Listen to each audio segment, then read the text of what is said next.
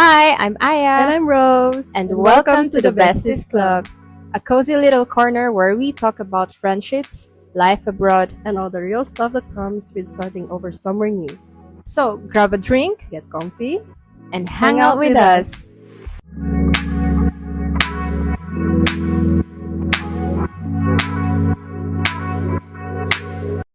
Hi, besties! Welcome to another episode. For this episode, something very different.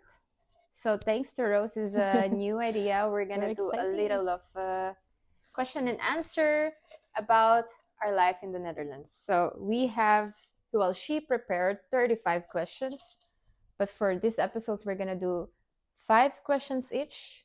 It doesn't matter. We're gonna ask each other. Yeah. Yes. So let's see. We're gonna. This is all random. I don't even know what's Yeah. in there. So. I didn't even read it, to be honest. Yeah. I didn't read it because Okay. You just cut it and then I you. just Okay. I wanted it to. I wanted to be surprised. Oh, that's nice. Okay, let's start. I'm Who's gonna ask you start? first. Oh, okay. We're gonna. Sino mauna? Ah!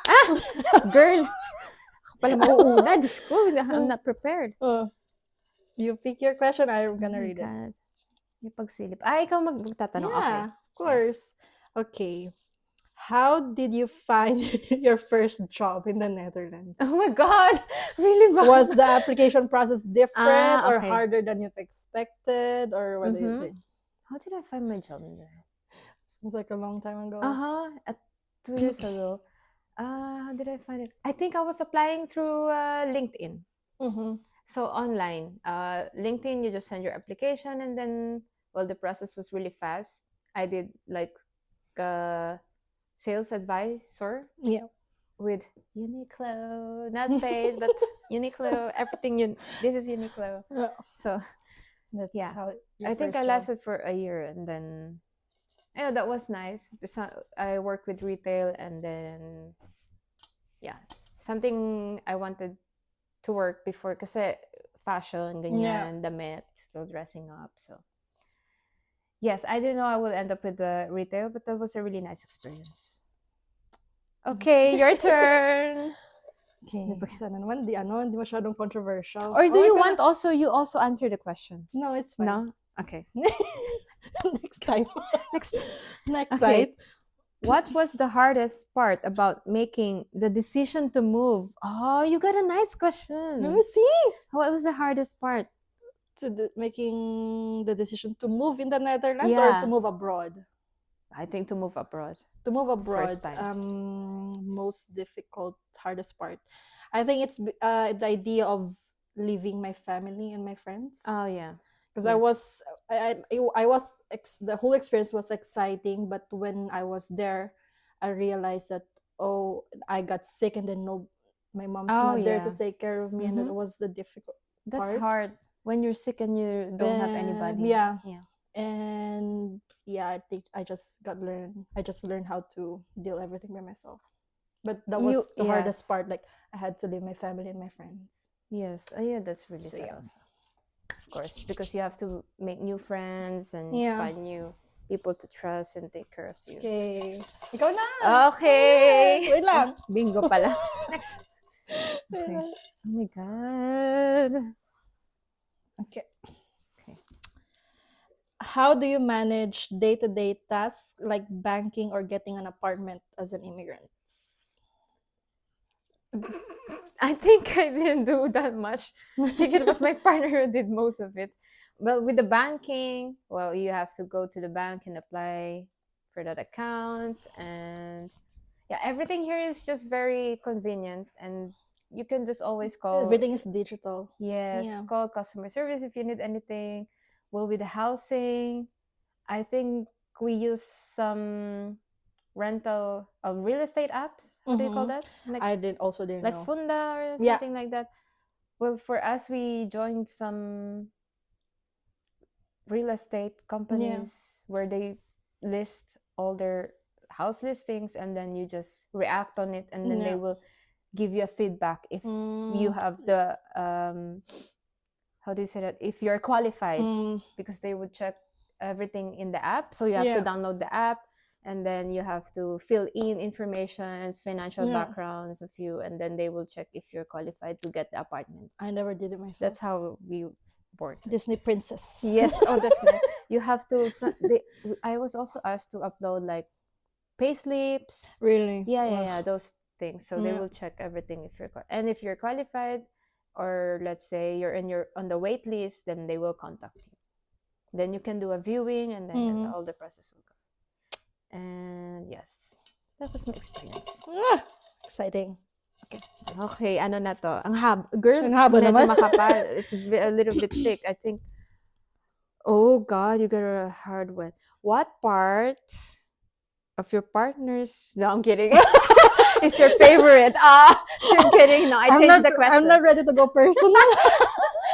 Ano na pala to? Green Ano joke. yan? What part of the Dutch bureaucracy was the hardest to navigate for you? Like health insurance, taxes. Like, I think I'm still struggling with the belasting, the tax.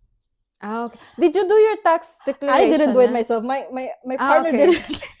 Awesome. She was just it was I think 2 days or 3 days ago, yesterday. Go log in your day. Yes, why? yes. Because I was talking to my family yesterday. And I said, because I'm gonna do your tax. Oh, okay. I logged in. And then, girl, you're very princess here. Really? And then I said, oh, and then I was just when I logged in, I went back to my phone. And then she said, oh, you're gonna get this amount. Oh, really? How much did you get? No, I'm not gonna say. Oh, yeah. Oh, later. Konti lang. Okay. I also did. I also got something in return. I got something in return. My partner got 10 euro, I think. Right, Baming? 10? Oh, you're not supposed I'm kidding. to say. No, it's not 10. I'm kidding. It's not 10. Sorry. That's it. But that's the thing that I'm still struggling with, I think. You have to learn. So next time I you know, can do but it. I wanted to do it because I told him, what are you doing? I'm doing your tax. But I want to do it, but not right now because I'm talking to someone. Yeah. But I'm going to do it now. I'm here now. You just log in with mine belasting and then it goes there. Okay. But yeah, he did it. I think your turn. No, your turn. Oh, di ba nawala? I'm confused na. Okay. Oh my gosh. Okay. My turn to answer. Okay. Okay. How would you describe the Dutch approach to networking? Networking. Yeah, it doesn't have to be like, business networking, but networking like socialization maybe. Okay. Well, I think here they don't have the connection culture na sa atin. You have to have connections to do some things or process your stuff. No, they don't have it here. Here everything is you have to do it yourself. Yes. Or there's a procedure and everything you have to follow. They don't make exceptions whatever you because are. You know somebody from the higher ups or something. Yeah. Yes, so connections doesn't work here. You have to follow the procedures. Yeah. So if you're at the end of the line, you have to wait. So there's no... I think that's nice because then it's fair. Yeah. It's really fair. So. May turn na ba? Oo nga pala. I'm gonna change the question. I'm kidding. Okay. How has your time in the Netherlands changed your views on your home country? This is a nice question. I think this is a nice question. I don't know. What's something you've learned in the Netherlands that you now apply back home? Let me see the question. Ayoko ma-cancel! Wait lang. Has my time in the Netherlands changed my views? Yeah. Na parang what you want to maybe share in our country, I think that would help. It's comparing Netherlands to the Philippines. It's kind of like the difference is very big. Yeah, so we cannot really but compare. I think one thing that I wish that the Philippines would learn is like what you said about being just because fair. You have someone from the higher ups, you get priority, and here it doesn't work like that. Yes. And I wish that the Philippines learn that. Yeah, to follow the procedures and don't get blinded by the money or the And it's also more like, because I think we're very consumerist in the Philippines. Like the physical appearance matter most. Oh yeah, like how they respect you and how you look. Here like. It's everything. Yeah, so I wish. Let's hope everybody earns fair, so everybody gets treated fair. So I wish that's. Well, there's hope in in I our don't know country. when, but we hope.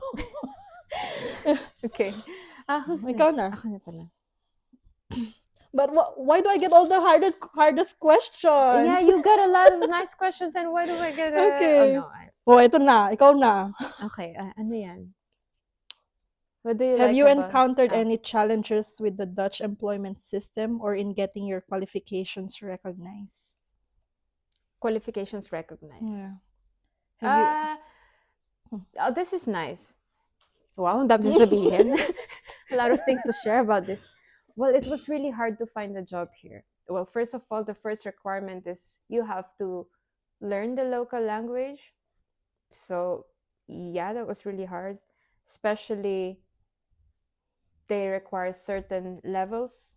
Like, for example, if you want to do something professional, then they require more advanced, then you have to learn it, and that takes time. So, you cannot just land the job immediately. You have to earn it. So that was really hard. So that's a very important qualifications here if you want to try or find a job here. It depends on the what kind of like career or career you want to take. Because for me at least, I graduated with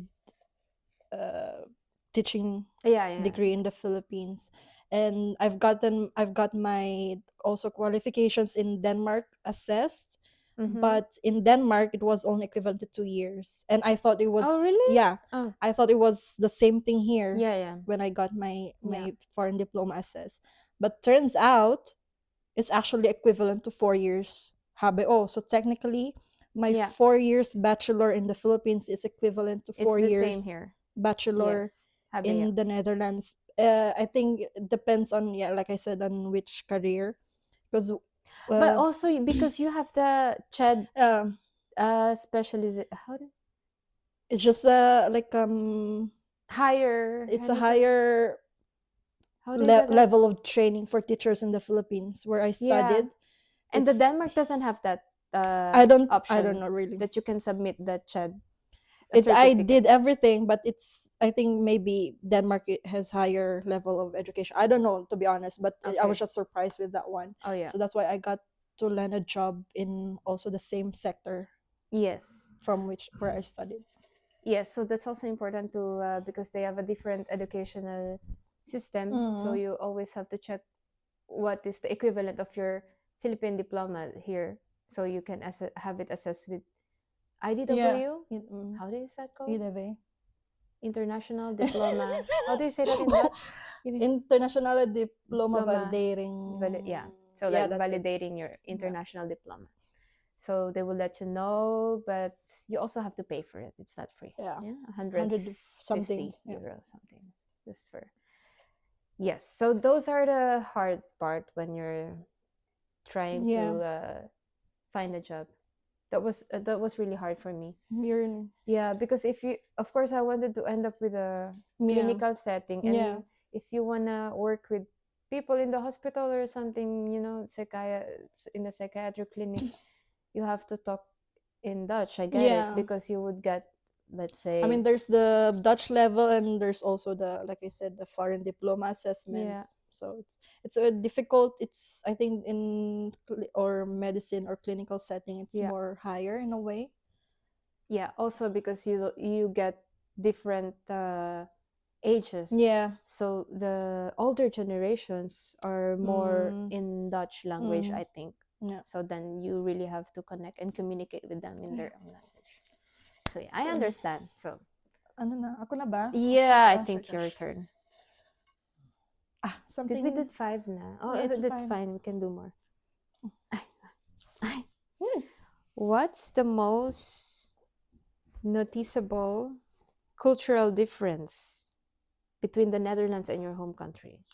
Well, it looks like the same question as... I think the but here, cultural difference. Cultural. I don't know. The culture is very different, guys. So there's a lot of things. But yung noticeable, yung parang manonotice mo na agad, like, oh, this is different. The punctuality. Okay. Yeah, we have the Filipino time. Because in the Philippines, we're more lenient when it comes to time and all. But here it's strict. Yes. So I think that's very noticeable. Yeah. You would already notice it. Yeah. Yes. Go na. But Okay. I'm having fun, don't you? Yes, it is nice. Next time we do it again. Yeah, ikaw na. But with some spicy questions. I'm kidding. Oh, Okay. next time. Oh, di ba ikaw? Ako na yung nagbabasa ng questions ko. Okay. Ito na. What was your biggest challenge in adjusting to life in the Netherlands? Biggest adjustment. Yeah, biggest challenge in biggest adjusting. challenge in adjusting. Biggest challenge with adjustment. Well, I'm open with adjusting. It's just that I find it hard because you have to be consistent. Mm-hmm. So once you accepted the fact that, okay, I'm willing to adjust, and of course you're here, then you always have to adjust with everything. But the thing is, it's hard to be consistent because you were not born here. Mm-hmm. So that was not really your childhood, or that's not how your upbringing. So you always have to be, have the determination. Okay, I have to stick with this. So the consistency of believing in yourself, you mean? Yeah, like na parang, sometimes it's just hard na parang, I always have to adjust, or I have to do something. But yeah, just accepting the fact that you want to do it, it's not enough. You have to be consistent. You have to always, that's the hardest part, because it's hard to be consistent because that's not how you were born. I'm not true. from the West, so That's true. So yeah. That's true. I think I saw a nice question, something like with the love. No, what's been your experience with Dutch healthcare? Was it easy to understand how the system works? Oh, that was okay. Really, this is nice. The first time that I got to go to the doctor here, it wasn't as different as how it was in Denmark. Yeah. Because in Denmark I stayed for 2 years and it's almost the same. But because I have problem, I get sick, not a lot, not often, but when I get sick, it's actually bad. Yeah. So when the first time I went to the doctor here, I know that they're not gonna take me seriously. Because I've heard some stories about people going to Dutch doctors and they're gonna prescribe you paracetamol. Oh yeah. If you have too much pain, take paracetamol and drink fluids and rest. But sometimes paracetamol doesn't cure cure everything. So I had to make my sickness worse than it is. But I went to the doctor. Yeah. And I had to over exaggerate the symptoms so they could take me seriously. So I did. So thankfully the doctor didn't just prescribe to me paracetamol, but he actually took tests and all. So it was good. But yeah, that's one of my success story experience. But the thing, so how it works here is that if There's you're not GP. feeling okay, you have a GP, the general practitioner. Which we don't have back home now. Yeah. The GP is your first point of consultation. And if it's truly emergency, like life or death, then you call 911 in Intvay, and then you get directed to the hospital or something. But that's the thing, you can just go to the hospital, you have to go to the GP. Yes, the first. GP first, and then they recommend you, or how do you say that? Refer you to the correct specializations. So then you have a really good experience first time. So far. Yeah. So far. Okay. Because I know how to cheat the system. I'm a cheater. So sorry. Yeah, sometimes you have to show them that, you have to give me attention, because I think that happens not only here, but it actually happens to most women, that when they go to the doctor, their symptoms tend to be overlooked. Yeah. And it's bad because it's not just